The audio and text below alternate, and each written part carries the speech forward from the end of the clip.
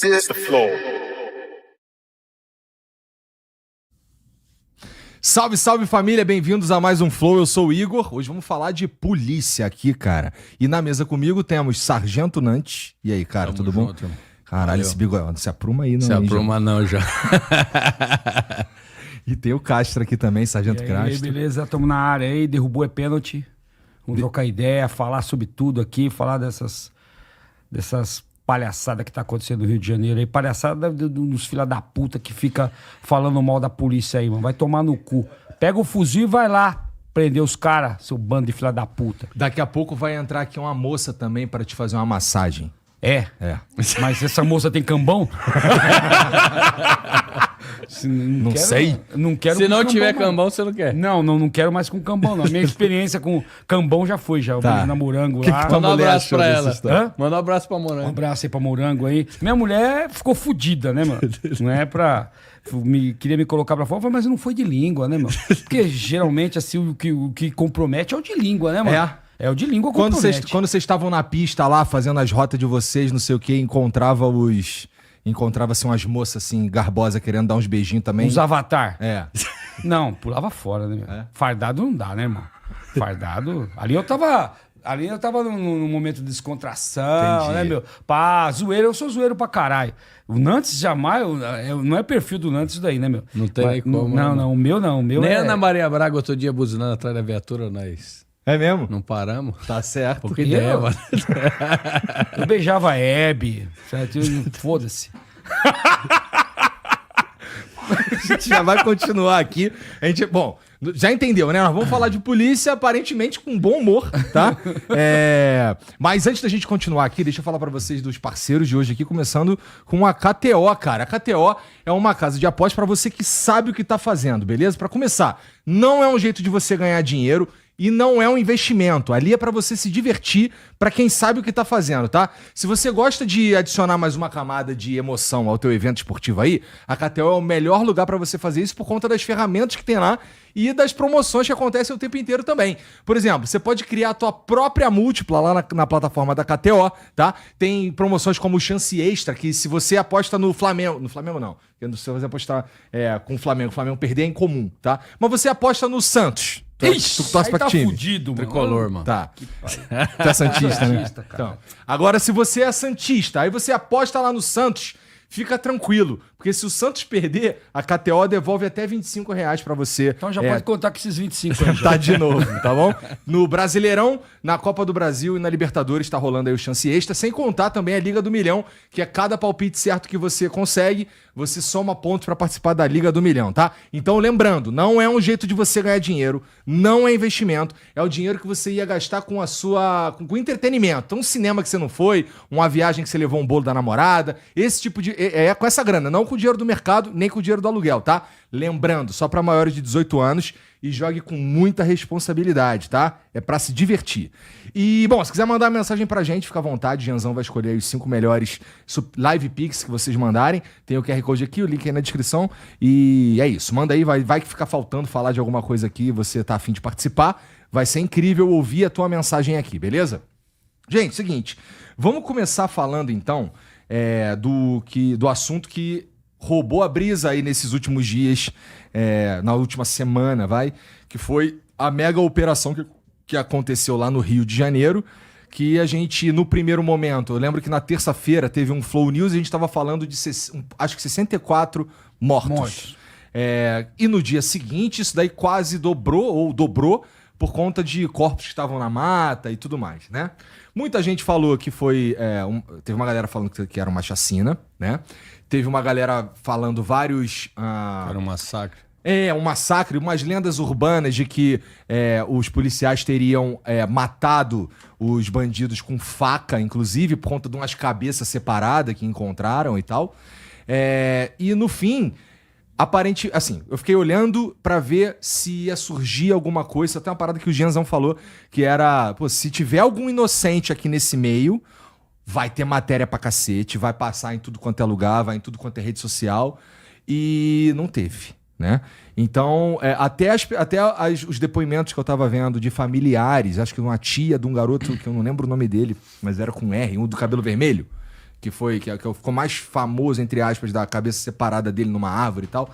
Ela falando que ele era do bem, não sei o quê, e depois os caras foram encontrar várias coisas que ele era envolvido com o movimento. Não tem porra nenhuma. Sim, né? Beleza, então aqui a gente tem alguns pontos de vista. A gente tem o cara que acha que foi uma chacina, a gente tem... E aqui tem bem mais gente, inclusive a galera da própria favela, que fez-se uma pesquisa e a maioria da população, 80 e poucos % no resto do Brasil, se eu não me engano, posso estar enganado o número, 87% das pessoas que estavam lá apoiam esse tipo de operação. É isso aí. Né? E aí, uma coisa que chama atenção é a seguinte, isso daí, esse tipo de ação, esse tipo de confronto, só é possível lá no Rio de Janeiro. Aqui em São Paulo, a gente já teve algum... não desse tamanho, porque esse foi o maior de todos, mas a gente tem necessidade, já aconteceu algo parecido com isso aqui em São Paulo? O que fizeram o comparativo fizeram até um paralelo com o Carandiru. Mas o Carandiru foi uma situação totalmente diferente, né? O Carandiru, as tropas do choque na época, eu era uma criança, mas eu falo também por ouvir dizer e por conversar com pessoas que atuaram lá no dia. O Carandiru era uma mega rebelião no dia, os indivíduos estavam também com faca, estavam com seringas, inclusive, infectadas com sangue, com HIV, para combater os policiais no dia. E aí chegou-se a um número de 111 mortos, que foi o que foi publicado e veiculado. Em tese, pessoas muitas vezes ligadas a ONGs de direitos humanos acusam a polícia de ter promovido um dos maiores massacres da história. Era o que era acusado o Carandiru, os policiais que agiram lá. E você conversa com os policiais, você imagina você entrar num ambiente alagado com água até o joelho, um ambiente de baixa luminosidade, bandidos altamente periculosos e vindo para cima de você. Não tem o que você fazer.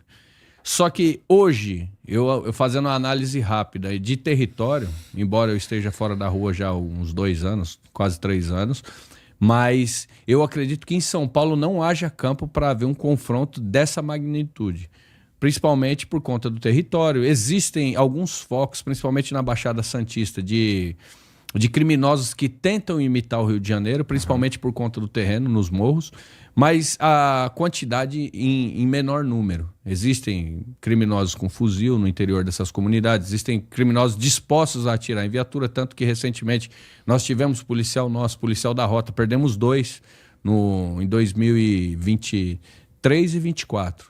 Um foi em julho de 23, o outro foi em fevereiro de 24. Lá em Santos. Lá em Santos, na Baixada Santista. Nós perdemos, um foi em Santos e o outro foi no Guarujá. Não, na divisa ali de São Vicente também.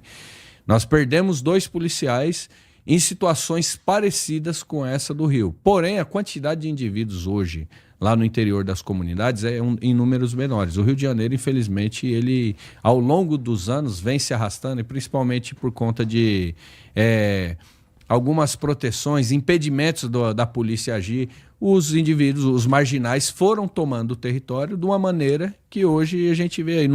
Eu acredito que não tem um especialista maior para falar de Rio de Janeiro do que o Pimentel. E ele explanou muito bem durante esses dias, ao longo desses dias aqui na imprensa. Ele mostrou o que é o Rio de Janeiro, o que é o crime organizado, a maneira que eles tomam o território, a maneira que eles sequestram as pessoas que moram ali dentro, praticamente no território, e impõem as regras deles, né? Existe relatos, muitas vezes, dos próprios criminosos criarem bloqueios, como se fosse um bloqueio policial de parar o veículo, abordar e revistar quem está no interior do veículo, inclusive, para identificar se é policial ou não.